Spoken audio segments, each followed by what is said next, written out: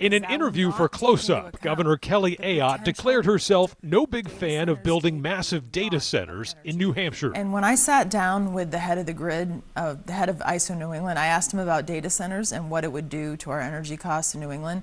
He basically told me that the capacity of all New England without jacking up energy costs is about 300 to 400 megawatts. That's one data center. So we have a real issue.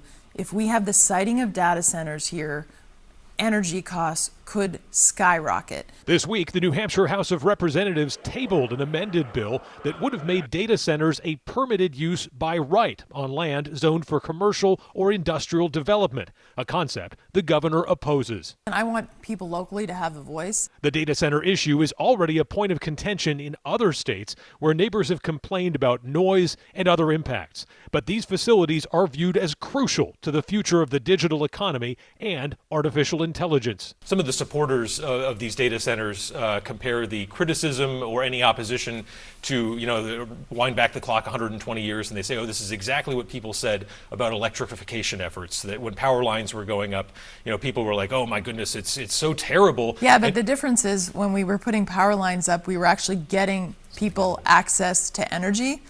Data centers take a tremendous amount of energy. And I would say, I don't know of anyone in New Hampshire who thinks their energy bills are too low.